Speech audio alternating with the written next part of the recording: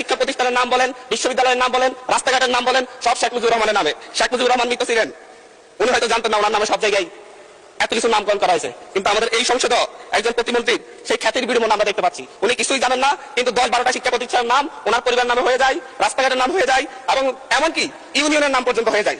সীমান্ত হত্যা নিয়ে ভারতের দালালি যেভাবে হচ্ছে, ভারতের দালালি যেভাবে আওয়ামী সরকার করতো, ফ্যাসিবাদী সরকার করতো, ঠিক একইভাবে আমাদের এই সংসদের বিভিন্ন মন্ত্রীরাও একই ধরনের ভারতীয় ভাষায় কথা বলে। এবং ফ্যাসিবাদী স্বরাষ্ট্রমন্ত্রী যেভাবে বক্তব্য দিতেন, আমাদের স্বরাষ্ট্রমন্ত্রী সে একইভাবে বক্তব্য দিচ্ছেন যে মাননীয় স্পিকার, সকল সীমান্ত হত্যাকে সীমান্ত হত্যা বলা যাবে না। আমরা বলছি প্রত্যেকটা সীমান্ত হত্যাই হত্যা, প্রত্যেকটা সীমান্ত হত্যাই আমাদের সার্বভৌমত্বের জন্য হুমকি। মাননীয় স্পিকার, মাননীয় স্পিকার, বাংলাদেশে আমরা 2024 পরবর্তী এতদিন আমরা মব কালচারের কথা বলেছে যে হচ্ছে ডক্টর ইউনূস সরকারের সময় মব কালচার অনেক বৃদ্ধি পেয়েছে, কিন্তু আমরা দেখতে পাচ্ছি বাংলাদেশ ব্যাংকে মব সৃষ্টি করে গভর্নরকে বের করে দেওয়া হচ্ছে।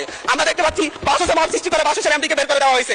এখানে প্রেমজনিত একটা শিবির নেতার ব্যাপারে আমরা এখানে বিবৃতি দিতে দেখেছি। কিন্তু মাননীয় স্পিকার, আমরা ওনার নিজ আসনে ডাকাতির পরে মা মেয়েকে যে দর্শনের ঘটনা করছে সেটার বিবৃতি আমরা এই সংসদে দেখি না। মাননীয় স্পিকার, আমাদের মাননীয় প্রধানমন্ত্রী আজকে এখানে নেই। উনি যখন বিভিন্ন ভাষণে গিয়ে অসত্য তথ্য দিয়ে বলেন বিরোধী দল মিছিল করতেছে মদের দাম কেন বৃদ্ধি করা হয়েছে, কেন সিগারেটের দাম বৃদ্ধি করা হয়েছে, এরকম অসত্য তথ্য দিয়ে যখন মাননীয় প্রধানমন্ত্রী বক্তব্য দেন, আমরা খুবই আশাহত হই। মাননীয় স্পিকার, আমরা আশাহত হই যখন ঋণ নিয়ে কথা বলতে গিয়ে সংসদে যখন আমরা ঋণ নিয়ে কথা বলতে চাই, ব্যাংকের ঋণ নিয়ে, ইসলামী ব্যাংক দখল নিয়ে যখন আমরা কথা বলতে চাই, তখন মাননীয় প্রধানমন্ত্রী দাঁড়ায় তখন বলে আপনারা সবাই জমিদার, যারা ঋণ নেন নাই। এর মধ্য দিয়ে মূলত মাননীয় প্রধানমন্ত্রী ঋণ খেলাপিদেরকে উৎসাহিত করে। মাননীয় স্পিকার, আমরা এই ধরনের সংসদ চাই না।